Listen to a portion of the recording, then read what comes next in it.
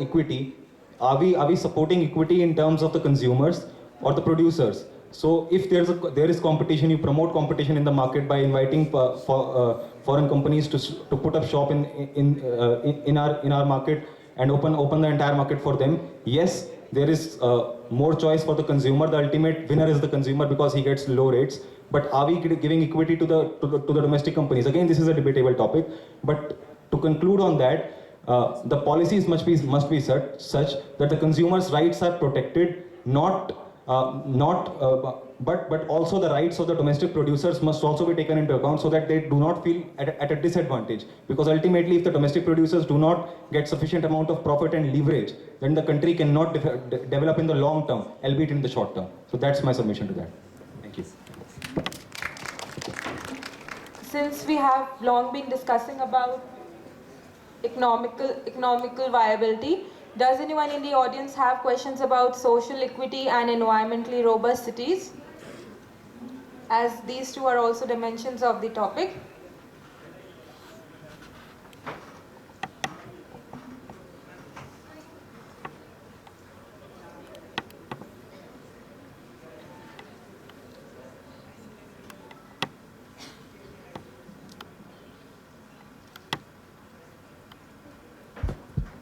Questions about social equitability from the audience?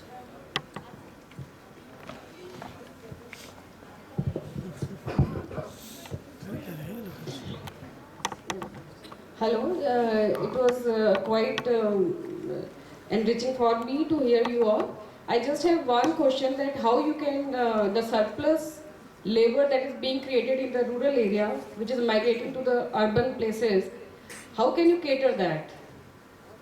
That is the one question, because the land productivity, this labor productivity is decreasing in the agriculture sector. Because of that, they are mostly migrating to the urban sector. But do you think they have the sufficient employment and the suitable employment for them to sustain? Your question is actually pretty good, ma'am. And I would say that people migrating from rural areas, it's their choice.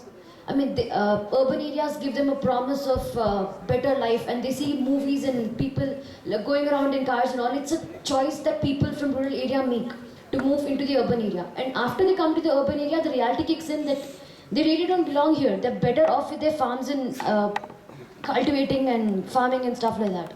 But then they come to urban areas and settle for construction, settle for being daily laborers in construction jobs, and again, spoiling their own health and the conditions of a city.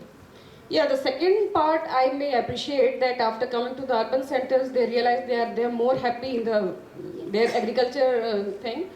But it is not that they are coming by choice, because their agriculture sector is also not providing them that used to be helping them earlier, right? So thank you very much. Also the deficits of the policies that government makes.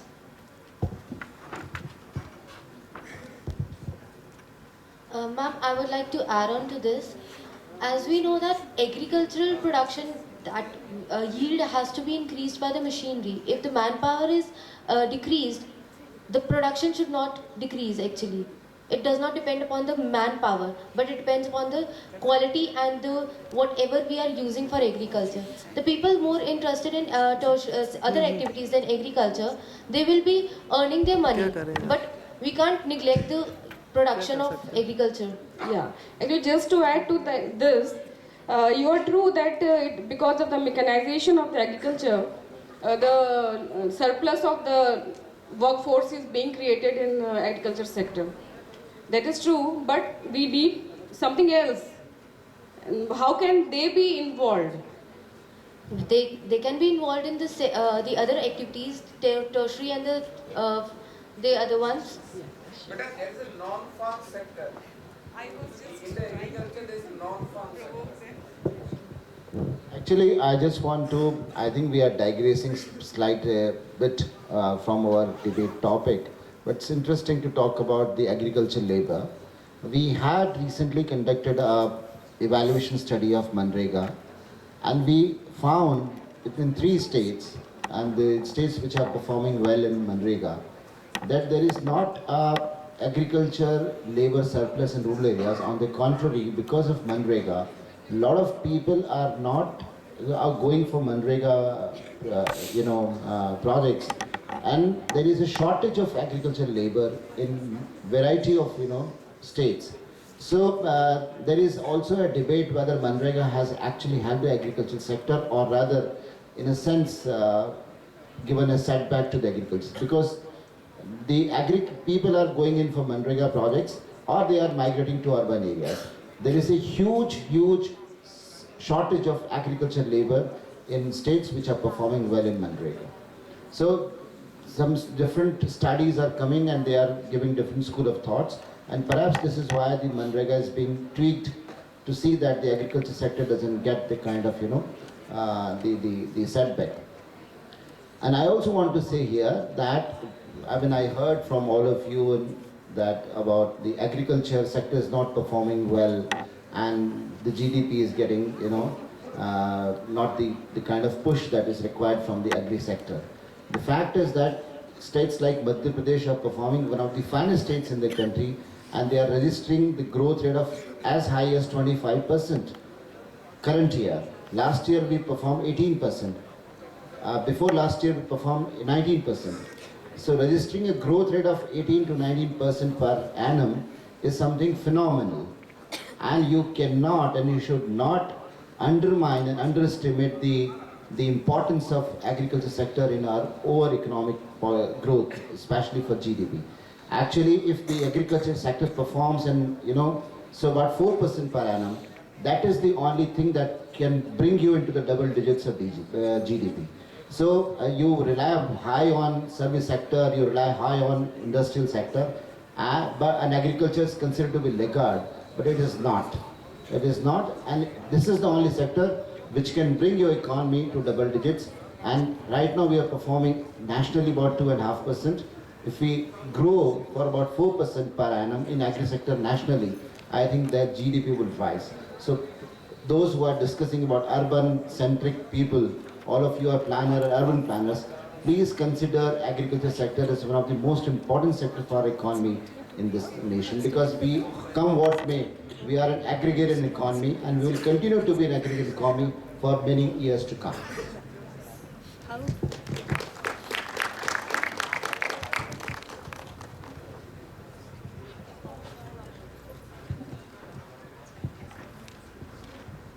I would also like to ask one question. It's a general question. Like, we are long discussing about whether the NEP is responsible for sustainable development, sustainable economy or not. And we are giving bad examples and good examples of India. Quite many of you might know that the economy of Panchkula district can be substantiated as sustainable because all the three sectors, primary, secondary and tertiary, are of have a similar percent-wise contribution to the overall GDP.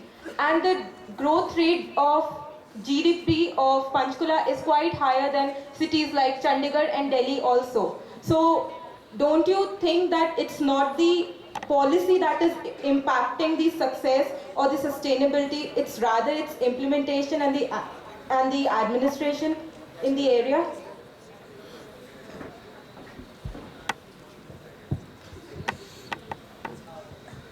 Hello. Hello. I would like to contradict with what sir has told, that there is a shortage of labor in agriculture sector. It is not the fact. The laborer in the agricultural field are not paid well. That's why there is a shortage, because the Narega is paying better. When we come to secondary sector like service sectors, the banks pay to a peon 12,000 per month. This is far more than what a laborer earns while working day and night in agricultural field.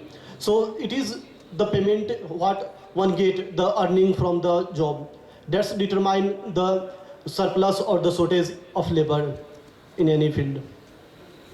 If you are paying well, there is no dearth of laborers.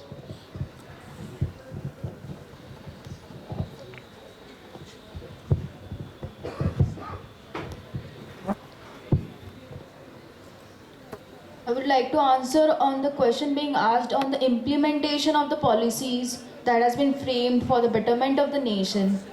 There is a lack found in the implementation of the policy. The reason for the same could be some drawbacks or some loopholes found in the policy itself, because of which the implementation is not so very powerful, and hence the purpose or the reason of framing the policies are not being satisfied. So the grassroots problem of the implementation lies in the framework of the policies itself, because of which the implementation of the same is being lacking. Actually, the policies are framed with broader objectives. The implementation issues come in site and situation context. The context is not same for all the sites and situations. Adding on, first of all, policies are the legal framework. They just support first your entire program. Second step is the implementation. Not just the implementation is not good, that's why the policy has to be good enough. And there are some regulations which can, and acts also, that support the policy, which are not mentioned in the policy, but actually in the state and the other central policies or the acts, they support the policy also. So you need to work out before implementation.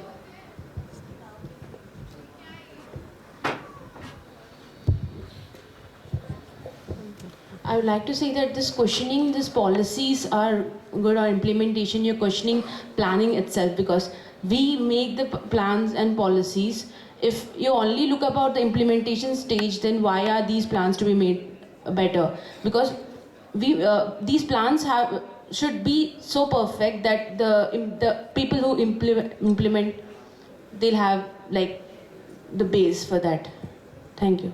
And to add upon the importance of this agriculture, yes, I agree that we need this agricultural sector to be given importance, because there are many people, I have the personal experience that many people in villages want to migrate to the cities and all, just for the sake of, they are ready to do any small kind of, even a peon or something, but not the agriculture.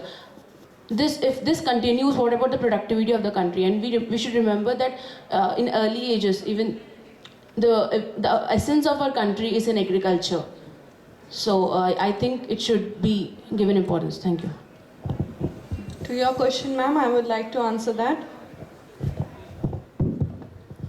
That it's not only implementation. Implementation will only be there when there is a legal setup. As I have given an example of the FDI, in which when the IT parks are coming up, they don't have any reservation for LIG EWS. So how can we say that there's no implementation when there's no legal setup?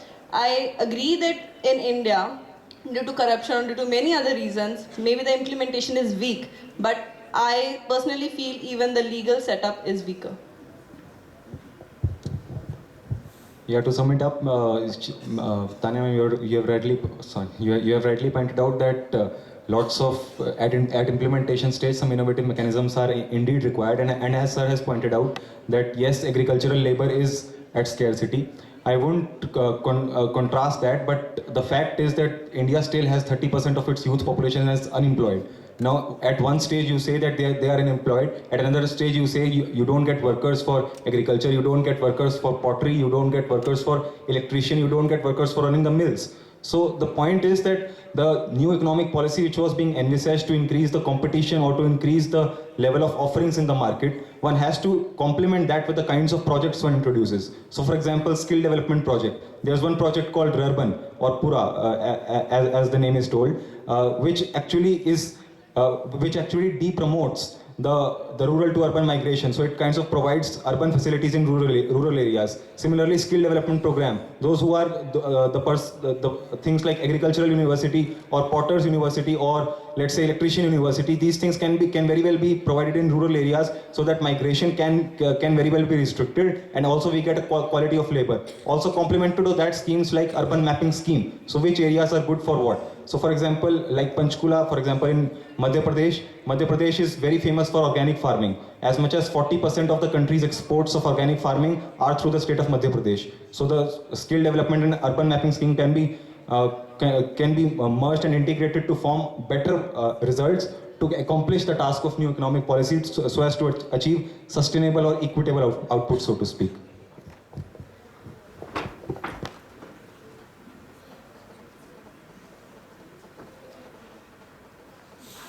The last answer for the round. To contradict the information sector that they have not provided like jobs and things for LIG and EWS. For that I have an example. In Pune, there's a township in Hinjewadi called Blue Ridge under Paranjpe scheme. What it has basically done is that it has a special economic zone and they have created schools as well as ancillary activities for the people. It's a township basically, and they have reserved 10 to 12% for EWS people. So once this information sector is created, the ancillary activities are created and thus the employment is generated through that also. So it's nothing like that they have done like completely nothing for EWS and LIG people. They even have given amenities like equal facilities to EWS people as well. Thank you, speakers, thank you, jurors, and thank you, audience. We indeed had a very healthy discussion. This event has made me recall a famous quote by Albert Hubbard, which says, "It may happen sometimes that a long debate becomes the cause of a longer friendship. Commonly, those who dispute with one another at last agree on common ground." With this, I would now like to call upon Shuli ma'am for the end note.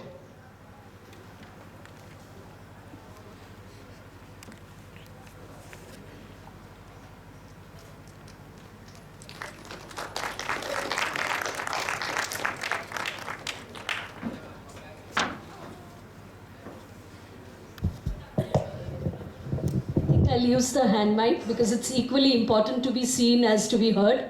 So I'll just carry on with this. It's been an interesting 1.5, 2 hours, 3 hours, but I just want to say perhaps my only comment is that the topic that most people debated on restricted itself to the first part and did not address the second part at all. I felt that, talking about the new economic policy as planners, as special planners, is not really your domain. You ought to have restricted yourself to the urban sector.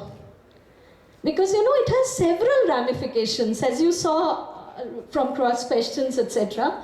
It's not, you're not probably even the right people to talk about GDP, import, export, etc. But had you restricted yourself to urban services, robust and environment cities, probably you would have done better justice. I mean, you've all spoken well, but we need to understand that we have our domains, right?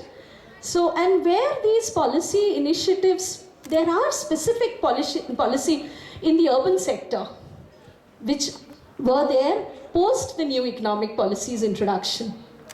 Right, you talked about, some of you touched upon FDI in real estate, some of you talked about, barely any of you talked about urban infrastructure, transport, etc. A lot of things have happened in that post-new economic policy, and I'm sure all of you know about it. So I was wondering why that, gap happened, one, and the other point is, I'd just like to say, when we talk about a thing like this, the for and against the motion, if you were to speak against the motion would have been conceptually, because how conceptually the new economic policy was effective, and against the motion was how it probably wasn't treated in the context, and how the government probably didn't understand its role as facilitator in many contexts. What you all talked about, implementation, regulatory framework, all that could have been the aspects for the motion. So these were two of my points as a planner, but I'd like to speak something as a debater also. I feel over the years, you all are so interested in virtual communications. You have to improve your skills of convincing the audience. You have to be more emphatic. End of the day, you're a planner, you will go and talk to laymen. It's not going to be a prepared speech. You have a conviction.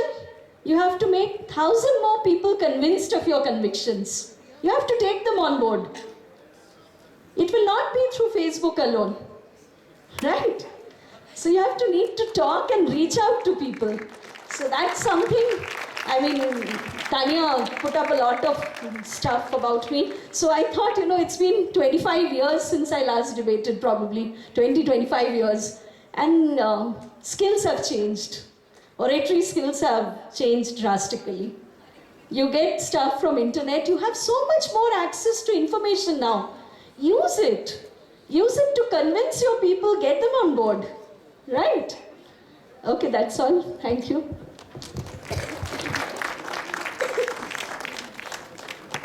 Thank you, ma'am. This was indeed a learning experience for all of us. With this, we conclude the event debate. We may all now proceed for lunch.